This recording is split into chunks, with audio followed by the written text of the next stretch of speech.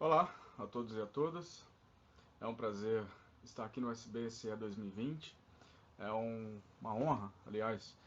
E trataremos de um assunto bastante interessante. Antes disso, eu gostaria de me apresentar. Quem vos fala é José Calixto Lopes, pesquisador doutorando aqui da Universidade Federal do ABC. O tema, no que se traduz para o português, é a integração do sistema de armazenamento de energia com a geração eólica para suporte de frequência primária na rede de distribuição. Começo até trazendo dados que mostram que é grande, já é considerável o número relativo à potência, à capacidade instalada de geração eólica em todo o mundo. É um cenário de transformações, de mudanças, não é verdade? Muito bem. No escopo do trabalho, claro que os impactos são muitos, mas no escopo do trabalho, o que trataremos de frequência e os impactos relativos à frequência tanto tem a ver com a intermitência dessa fonte, quanto também a substituição que vai acontecendo dos geradores síncronos por unidades de geração que vão sendo conectadas a partir de conversores, de inversores, o que traz como consequência a redução da capacidade do sistema de promover suporte de frequência, né, se manter mais estável, mais robusto. É disso que temos tratado. Várias alternativas são propostas na literatura. O que estamos tratando aqui é a respeito do sistema de armazenamento de energia com baterias, né, o BESS, e que é uma alternativa bastante já aplicada tanto na academia quanto também no mercado, pelo que se vê. Diante disso, o objetivo do trabalho é justamente desenvolver o controle e a integração do sistema de armazenamento com a geração eólica para suporte de frequência primária na rede de distribuição. A integração foi feita, como já dito, do BESS com a geração eólica, onde, como gerador, nós optamos por empregar o gerador de indução duplamente alimentado, DFIC, por diversos motivos. É o gerador mais aplicado na atualidade. E mais o que mais nos interessa no trabalho é o que está descrito embaixo, que é justamente o sistema de armazenamento. Ele, basicamente, ele tem duas partes. Ele tem o sistema de armazenagem, nós optamos por baterias de íons de lítio, por diversos motivos, é uma tecnologia em expansão. E como unidade de conversão, o inversor CCCA. Isso quer dizer que nós integramos ele já lá no barramento CA na saída do gerador. Agora, um outro elemento muito importante, claro, o sistema de armazenamento não funciona sem um controle, e aí está o grande desafio do trabalho. E esse foi justamente desenvolver o que nós denominamos no trabalho de APCS. Nada mais, nada menos é um algoritmo que cuida do gerenciamento das fases de carga e de descarga. Isso é evidente que há momentos onde o sistema de armazenamento ele precisa ser carregado e há momentos onde ele precisa ser descarregado. E o APCS ele cumpre essa função. Vendo com mais detalhes, o APCS está aqui bem no centro, ele funciona mais ou menos como o cérebro do controle, gerenciando os dois modos. Na parte de cima nós temos o modo de carga do BESS, e aí nós dizemos que ele funciona no modo de controle do State of Charge, do SOC, da bateria. Há limites que foram impostos para a carga máxima, a rampa para entrada de corrente, que isso também é muito importante. A bateria tem limites físicos, isso foi considerado. Na parte de baixo, o controle, claro, é o modo de descarga, onde nós dizemos que ele atua no modo de controle de potência. Aqui existe uma proporção de potência que será entregue para cada variação de frequência que ocorrer, e isso é feito por meio de controle Drup, que foi considerado aqui nesse controle. Muito bem.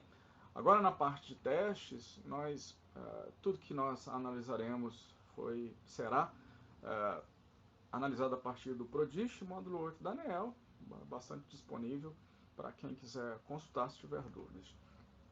Na parte esquerda na nossa rede de testes, nós temos o sistema de armazenamento com eólica. Foi considerado também uma pequena hidrelétrica e a rede. Vamos observar que existe uma chave na barra 6 e na barra 4 tem uma carga que está sem valor. Nós vamos dar valores para ela à medida que os estudos de caso forem avançando. Ok. E no primeiro estudo de caso, essa carga da barra 4 ela foi parametrizada para caracterizar o cenário de baixa demanda, de carga leve.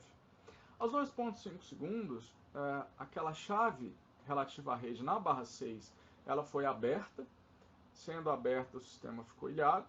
E percebamos aqui no mesmo gráfico, está plotado os dois casos, com e sem o sistema de armazenamento. Com o sistema de armazenamento, a frequência ela volta para o limite normal, dentro dessa zona de operação, dentro dessa zona de flutuação que é o deadband.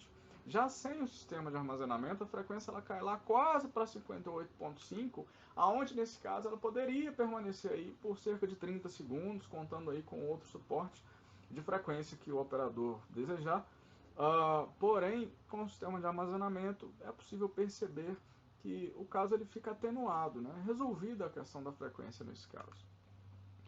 No gráfico de baixo agora, fiz até questão de colocar no mesmo para comparar a questão da potência do sistema de armazenamento em detrimento da variação de frequência. Eu vou marcar esses 3 pontos aqui. Vamos percebendo em 3 e 4 segundos que o sistema de armazenamento ele atua injetando mais potência para compensar a maior variação de frequência que houve, mostrando que o controle ele funciona como esperado.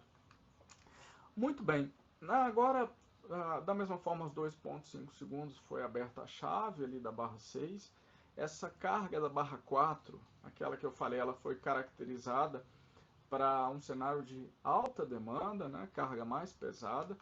Também da mesma forma temos o cenário com e sem o BES no mesmo gráfico. Agora, é um cenário mais crítico, mais agressivo, com o sistema de armazenamento a frequência ela não volta para a normalidade, mas fica mais estável. Agora, sem o sistema de armazenamento, a frequência ela vai caindo até quase um colapso. Talvez a atuação do sistema de proteção, se esse for o caso, que não foi considerado no trabalho. Mas com o sistema de armazenamento, a frequência pelo menos pode permanecer aí por um pouco mais de tempo, cerca de 30 segundos, como diz o prodígio. Novamente comparando, né, a injeção de potência do sistema de armazenamento, curva vermelha, para compensação de potência, mostrando que o controle ele atua conforme ele foi planejado para atuar. Por fim, no caso 3, nós consideramos um cenário de variação de velocidade do vento, né, para caracterizar essa intermitência da geração eólica, que é muito comum. Então está aí na curva azul a velocidade do vento, a curva considerada. Na parte de baixo, a variação de potência do gerador de indução duplamente alimentado do DFIG. E agora, em relação à frequência, nós percebemos que para os dois casos, evidentemente, haverão variações, porém, com o sistema de armazenamento, essas variações elas são menores. Sem o sistema de armazenamento, né, a frequência ela cai um pouco abaixo do limite inferior 1, volta à normalidade, porque o gerador volta a operar dentro da potência normal. E mais uma vez, faço questão até de enfatizar, marcando aí no gráfico vermelho, a injeção de potência que o controle faz para compensar a variação de frequência. Quando essa acontece, aí eu destaco entre 6 e 8 segundos, e 12 e 14 segundos, como pode ser visto pelos gráficos. Muito bem.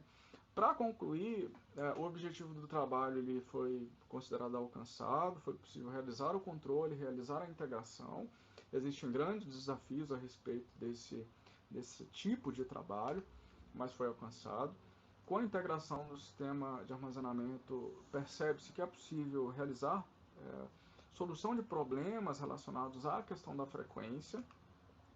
O controle se mostrou robusto o suficiente para atuar como esperado, né, mostrando-se efetivo para os casos de estudo considerados.